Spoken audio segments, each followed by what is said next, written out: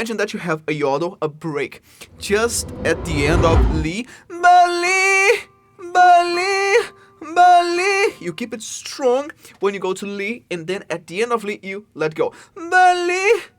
Ladies and gentlemen, we're back in the studio with a good cup of coffee for one more vocal analysis. Today we're going to listen to Disease by Lady Gaga. If you're just getting here, my name is Kyle Leish. I'm a singer, songwriter, and voice teacher. I teach in-person voice lessons here in Atlantic Canada, and I teach online to people all around the globe. Here we talk about voice through a physiological perspective, so we'll talk a lot about how the muscles are behaving inside larynxes and how these singers are doing the sounds that they're doing from a physiological level. There are many more of these vocal analysis coming and some tutorials as well. Okay, so without further ado, let's listen to Disease by Lady Gaga. There are no more tears to cry. I heard you begging for life, running out of medicine. You're worse than you've ever been. Alright, so the first thing that I would like to point out is the distance with the microphone. She's using a vocal scheme that we call breathy voice. And the reason why we call that scheme a breathy voice, it's quite obvious. It's because the voice is breathy. Now, whenever we have that tone quality, it means that if it is done correctly, and here it isn't correctly, the vocal folds will be passive. So the vocal folds, they are not resisting against that air, they are loose, they are relaxed. And then as you're singing, you're sending that air, the vocal folds are not resisting that much, but that wouldn't by itself make the sound breathy. You would have something like la, la, la, la. Now, you have a couple muscles inside your larynx, the posterior cricoid muscles, that are responsible for opening the vocal folds. And when you start working more of these guys, you have this quality here. La, la, la, la, la. Now, pay attention to the distance that she has from the microphone. She's really close, and then you have that soft tone, you have that breathiness, but because she's singing close, the volume is okay, it's practical. This is, for instance, the kind of vocal behavior that wouldn't be exactly desirable in classical singing, because oftentimes you're not using this, you're not using the microphone.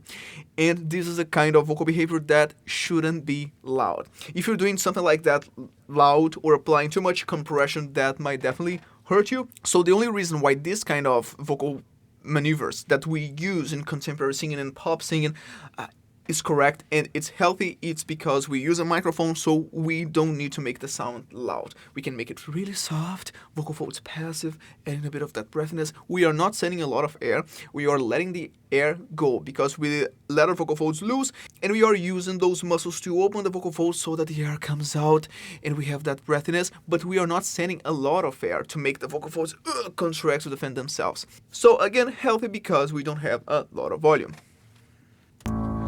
You're worse than you've ever been. Oh, screaming for me, baby. Oh, like you're gonna die. Oh. Okay, this is interesting. Now we have transitions. She's starting with a bit more muscle mass. And then she breaks. Or I wouldn't even say break. We don't have a clear yodel there. It's mostly a transition. She's going for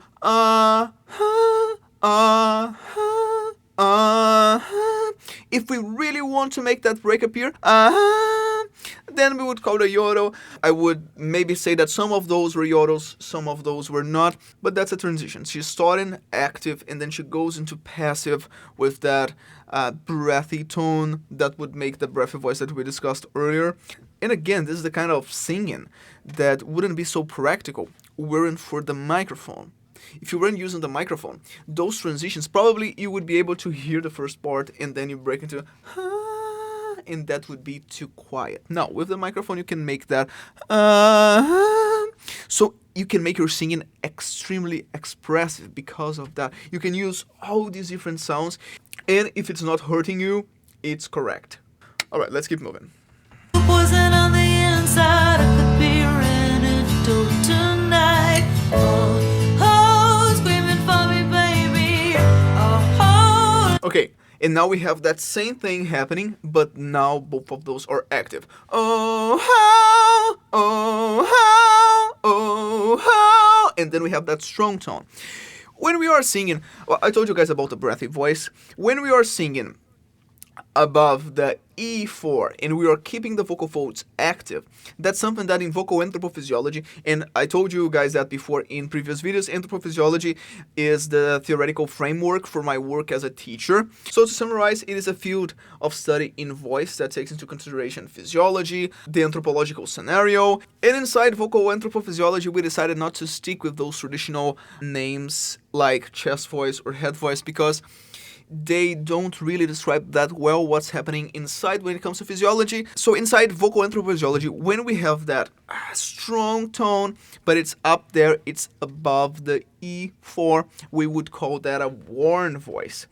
Now think with me, if you were thinking of chest voice or head voice, it would be really hard to categorize this kind of sound because it's easy when she's doing to say that, okay, she started with a chest voice and then she goes into a head voice. But now she's doing that with the strong tone, so she's keeping that strong tone. And some might say, okay, so is she holding the chest voice? Some people would argue that she is. The problem with that is that inside vocal pedagogy, we have been telling people that it's wrong to carry the chest voice to the high part of your range for centuries. And because of that, you will hear other names describing that. Some people will say it's a mixed voice. Some people will say it is a belting. Now, what is important for us to understand, it's not exactly the names. All of those are correct. If the concept behind them is correct, we are keeping the vocal folds active. We have muscles that are responsible for stretching the vocal folds, like the CTs, but we are keeping the vocal folds themselves active. Because of that, when we have that here inside vocal anthropophysiology, because in the cultural context, whenever you hear those sounds like oh, oh, oh, it's as if you're calling someone. You're calling someone at distance. Oh, oh! Because of that, we call that a warn voice. The voice that you would use to warn someone about something. And that's what we have here. Let's keep going. Like you're gonna die. Oh, poison on the inside. I could be your antidote tonight. Tonight. Yeah, so she's starting with that active tone. No, no, no, no, no, no, no. And then she goes into that breathy voice again. Now, you may be thinking, okay, so if I want to reach those high notes the way that she's doing, it's only a matter of keeping what I'm doing in the low part of my range up there, but it's not so simple. It's not only a matter of saying, okay, guys, chest voice or head voice or breathy voice and worn voice like we were talking here. So now I know the names, I can do it. It's not that simple. You need to work on the muscles that are responsible for that. For the worn voice, for instance, you have the muscles that are responsible for stretching the vocal folds. You have muscles that are responsible for firming the vocal folds. Because the vocal folds are, just in a simple way, the vocal folds, on the anterior part, they are closed. But then the posterior part of the vocal folds can do this, can close, can open. When you are taking a breath, you open. When you are singing or phonating in general, can be speaking, they are closing and they are also vibrating like this. So this is inside your larynx. This is like if I had a camera aiming down to see my larynx. This is the front of my neck and the open part would be the back of my throat. Now, for instance, when we are using a breathy voice, we are working with muscles that are responsible for opening the vocal folds so that even when we are phonating, they are not like entirely closed. We allow a small escape of air. For the worn voice, we need the muscles that are on the posterior part surrounding the vocal folds to be helping them close here. And we need the body of the vocal folds, what we call the vocalist muscles, to be closing as well. So we have the whole body of the vocal folds closing. We have those muscles in the back of your throat giving support for you to do that. The vocal folds need to be flexible enough to be stretched. So you also need to make sure that you can sing those notes. If it is soft, you can do and then you can build the strength on the vocal folds and the muscles that are stretching the vocal folds that need to be stronger to be stretching vocal folds that are now heavier because you are filling them with blood to be active. You have to work on those muscles that are surrounding the vocal folds to be able to embrace the vocal folds and keep them firm so that you can have that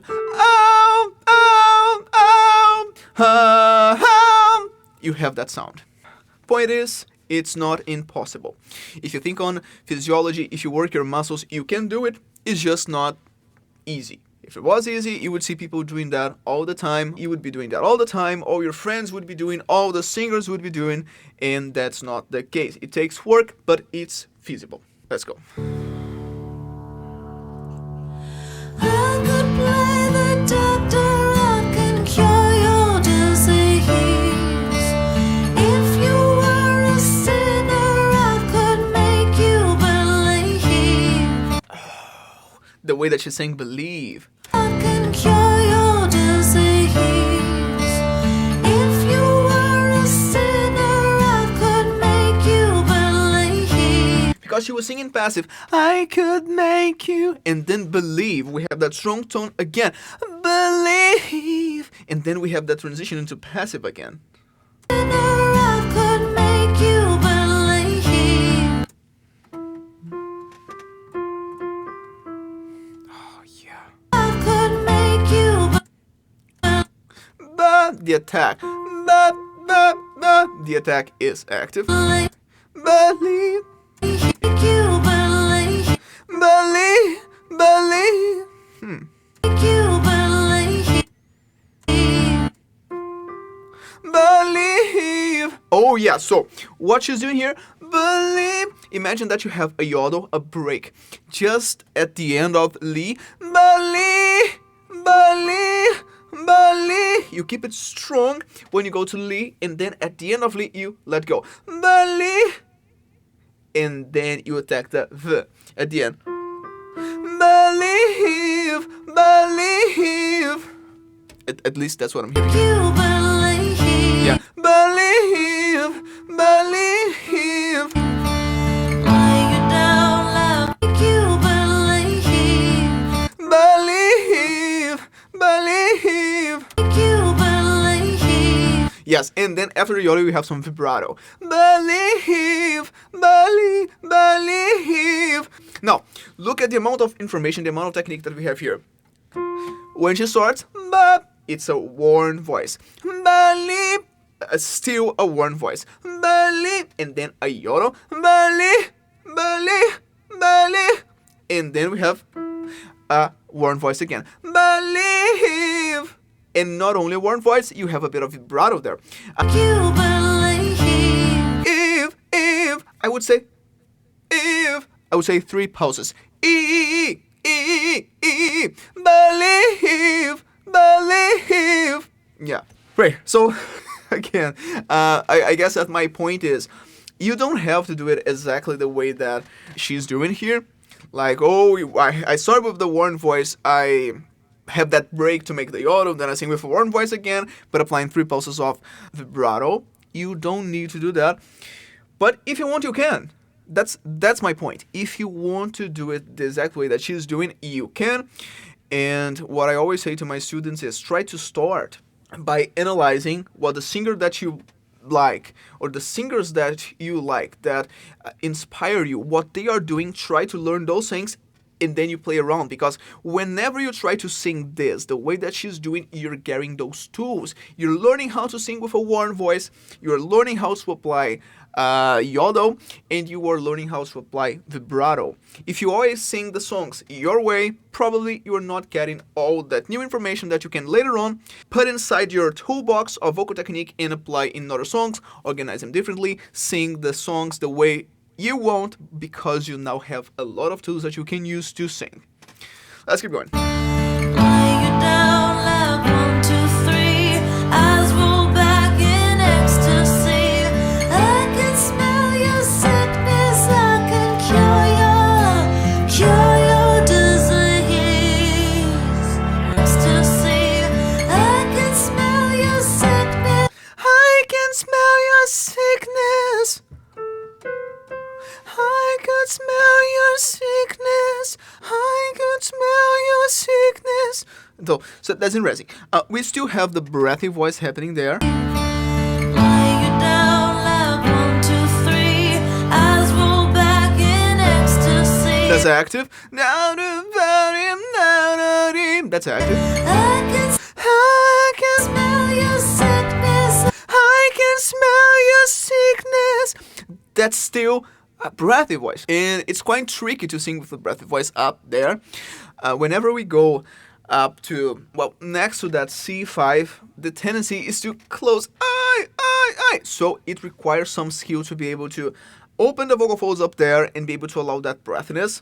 It shows great control. And it's also great for us to think that when we are going up, it's not a matter of adding volume. Be extremely careful with that. Most people that complain about not being able to reach high notes, they are trying to push too hard, they're trying to send more air to make it louder, and that's not how we sing high notes. We need to make the muscles ready, again, to stretch the vocal folds, to firm the vocal folds. The vocal folds themselves need to be able to close with that strength. All that is muscle work. It's not about sending more volume and make it extremely strong. No, look at the distance with the microphone. So this is a great example of technical control. I can cure your disease. Disease. That. Yeah, it sounds like. Disease. Yeah, it sounds like.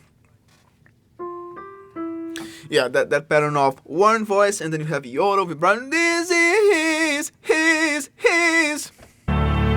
If you are new to vibrato, yodel, if you are new to yodels, I would say that a great strategy is imagine that you have an 8 there, and then the word is not disease, it's disease. Or you can even start with a word that already has that. For instance, if you're saying house, and then you try to belt it up here, house, that that you have at the beginning, house. Some people call that cry, especially if it happens at the end, house. That effect, I usually call that a yodel. So what is happening? You have an abrupt break between a technique that's active and a technique that's passive. Sometimes it happens as well. I won't, for this video, talk a lot about that, but sometimes it would happen between two passive techniques. But what's happening there is basically a sudden change in what your larynx is doing, and then you have that. So if you just imagine that you're holding something, then you let go, dizzy, and then you add the rest of the word, dizzy. So you have to activate the vocal folds again. You let go, and then you apply compression again, dizzy. Fantastic. Let's go. Plagued with all your Memories. Now, this is all active. That warm voice that we talked before. And pay attention to the distance from the microphone. She increased the distance so she's not that close as when she was singing with the breathy voice. Now we have more distance. However, because she has a good control of technique, even though she's singing stronger now, her vocal folds are active, you don't hear all that volume. The volume is still controlled. And of course, it is important to say, it's not all 100% about vocal technique. We also have a lot of compression there, which makes a sound, even though some things would be a bit louder, it's like making a balance between what's really soft, what's extremely loud. It's a combination of both. Studio processing and good control of vocal technique. You reach out and no one's there, like a God without a prayer. Yeah, now it's even higher, still vocal folds active. As I told you before, whenever we're going high, we need those muscles that are in the back of your throat to be able to firm the vocal folds. Now listen, when she's going even higher, pay attention to that sensation that the sound is being held back. That's because we have those muscles working. It's a good sign, it's a sign of control. You just don't send it all forward because that might hurt you. You need the muscles inside your larynx to be working properly whenever going that high. It's not a matter of volume to be screaming your lungs out. It's a matter of technical control. Of course, and the muscles need to be strong to do that, but it's not a matter of putting volume. Like a God without a prayer. No, something else that I noticed is that this part reminds me a lot of Emily from Evanescence. I like that. Oh, clinging for me, baby. Oh, like you runs as well. So she's also showing a lot of agility there, a lot of flexibility to be able not only to keep the vocal folds close together with that strength to make that sound active, but also be switching between notes this fast. Poison on the inside, I can be your antidote tonight. Oh, screaming for me, baby. Oh, like you're gonna die. Oh, poison on the inside, I can be your antidote tonight. Now, a great sign of technical control is being able to be switching techniques during your performance the way that she's using. Whenever you're singing with too much volume and everything is too tense, you don't have that control to be applying yodas, and vibratos, and also be switching the technique, like in the middle. I am singing, it's active, no passive, active, no passive. So because she's being able to switch that well between different sounds, it means that the muscles inside the larynx are working really well. Whenever the muscles are too tense because you're sending too much air, the muscles need not only to do what you want them to do, like singing notes and whatnot, they also need to resist against all that air that you're sending. You won't have that agility to be able to do this. So that shows great control of voice. I make sure that whenever I am working out my own voice or whenever I'm writing training plans for my students, that we have a lot of that. Transitions and different techniques. A trained larynx, I might say a trained singer, but a trained larynx is able to perform a range of different sounds, and that's what we hear here. I could play the doctor, I can cure your disease. If you were a sinner, I could make you believe. Laying down. Yeah. And yeah, she's singing a lot that high C. This is not easy to sing active, actually. I would say that the first reflex for a lot of singers would be to switch that passive tone the way that she was doing first. If right now you can only sing it that way, you need to make it soft, that's not a problem. You are working your muscles. If singing it like it's already a challenge where you feel that the muscles are stretching, that means that you're still building your technique. And that's okay. What I'm telling you is that if you want to sing that with that powerful tone, with that belt-like style, you can do it with the correct technique and with the correct training. If the muscles inside your larynx are not strong enough, it might not happen tomorrow or in a couple of days. But if right now you can sing that passive, you can indeed work the muscles to be able to sing that the way that she's doing here. 1, 2, 3, eyes roll back in ecstasy. I could smell your sickness, I could cure the sea. And here we have some vocal distortion.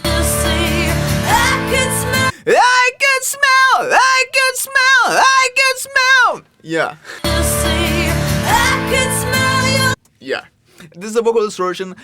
This is a caloric distortion. So the structure that is responsible for making those breaks in the frequency are the arytenoid cartilages, which are cartilages that you have inside your throat, and the arytenoid cartilages are also the cartilages that are holding your vocal folds. So when we have that you have those cartilages hitting each other, and you have that kind of distortion sound. Some people would call that rasp, or distortion in general.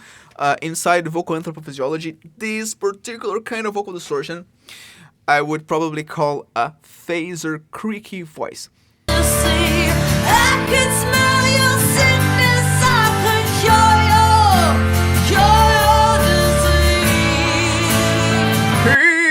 He's, you have more space here. He's, you have more space in that vibrato.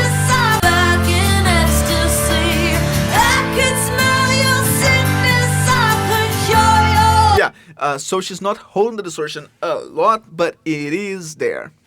And again, being able to apply the distortion as you are singing with a range of different techniques, it means that your vocal technique is probably doing quite well.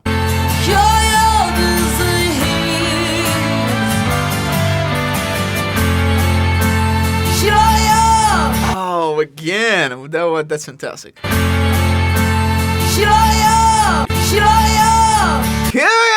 Kill you!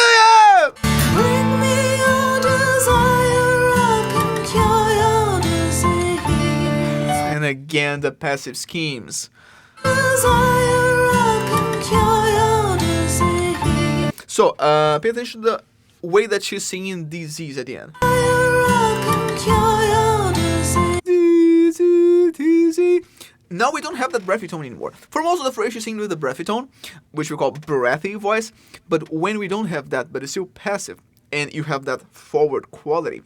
In vocal anthropology, we call that a Gregorian voice. So it's passive, the vocal folds are not active, but you want to be heard, the voice is forward, disease. But it's not breathy.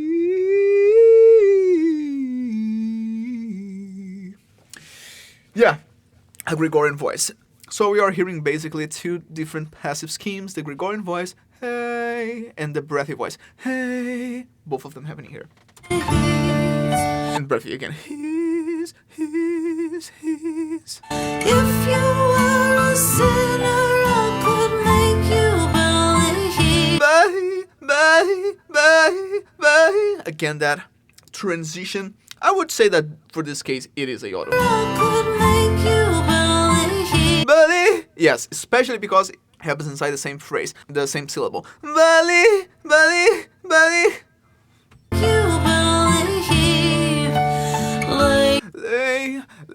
When she starts here, we have a bit of that. Hey. We call that a creaky voice. This is a kind of vocal distortion that it's quite similar to what you have for the fry sound. Or some people would call that a vocal fry. And then when you relax a bit more, and then you start having a pitch attached to that, you have that maneuver that you hear here.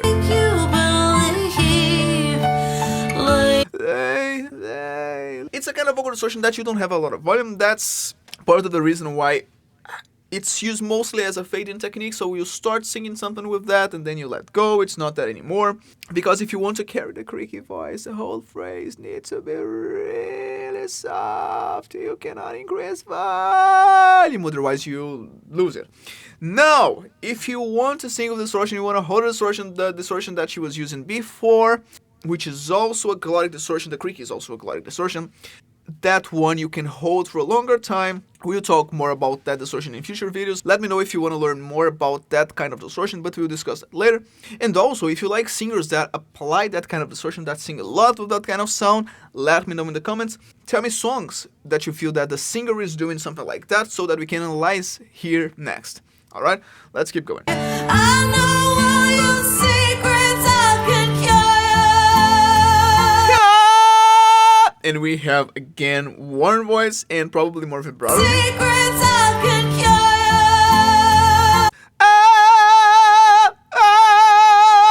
cure. Yes, warm voice. Warm voice and a bunch of vibrato there as well. Secrets, I can cure.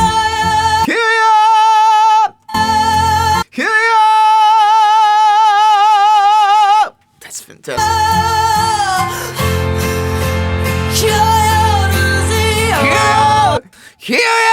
More distortion there. Listen to the nasal quality. We call it a horn voice. Just as the horn instruments in an orchestra, if we play around with shapes, we will be also playing around with other frequencies, so that our voice might become brighter or darker depending on what we do. That's what she's doing here. She's going for that brighter sound.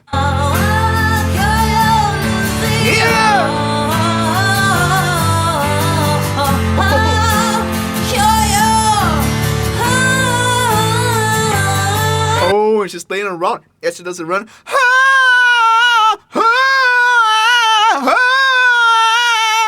That's fantastic. As she sings that run, she goes from something with a darker quality because she's raising the palette, she's increasing space inside the filter, and then she goes into a narrowed position, lowering the soft palette, raising the larynx, and going for that bright sound.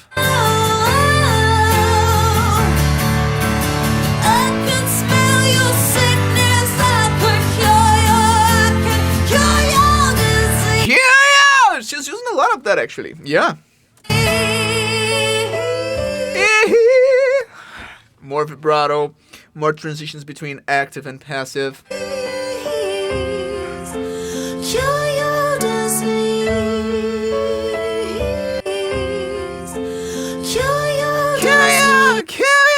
When she does that, it goes quite close to another kind of distortion, which would be something like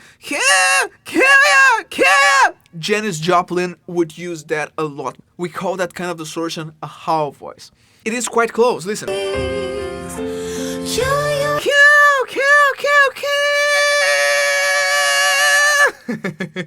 It has a lot of breathiness there as well.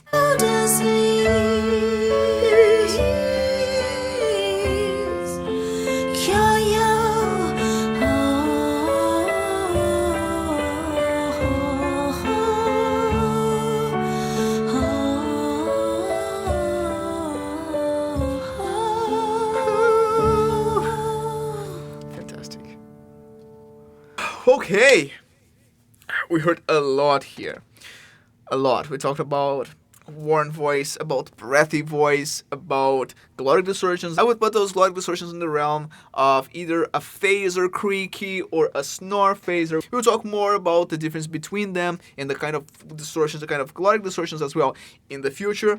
We also had runs, we had vibrato, a lot of vibrato, yodel, a lot of yodels as well. And yeah, though that's such a beautiful song. It is heavy, it is emotional. I really like the way that she's using the voice colors, the different schemes to convey all that emotion that is being carried by the lyrics. And this is something that singers in general should pay attention to. It's not only what you write when it comes to lyrics, but how will you express those words when you sing? What can you do different with your voice to make those different words sound different? And I think that the way that she's doing that here, it's fantastic. If you want to learn those techniques so that you can make your own singing more expressive, send me a message, let's book your lesson. And if you like this way that we talk about voice, that we discuss vocal technique, paying attention to the larynx, to what's happening inside, to all those different sounds instead of saying, oh yeah, her voice is beautiful. No, we say, okay, she was doing this, she was doing that. You can learn that too. If you like that, subscribe to the channel. Make sure to click the bell button so that you receive notifications. And of course, it is important for me to ask, because when you click the like button, when you subscribe, when you click the bell, it shows YouTube that this video was relevant to you. And I honestly believe that you are a singer. If not, you are at least interested in vocal technique. You are interested in the way that Lady Gaga was singing here. And I believe that more people like you who are interested in all that may benefit from watching this video. Clicking the bell button, clicking the like button, subscribe to the channel is our way to tell YouTube that this video should be shared more to reach those people. Alright, so let me know what you want to see here next. If there is a specific topic that you want me to cover. If there is a specific song that you would want me to analyze. And yeah, that's it. Until next time, remember, if your concepts cannot be seen in the real world, they must change, not the world.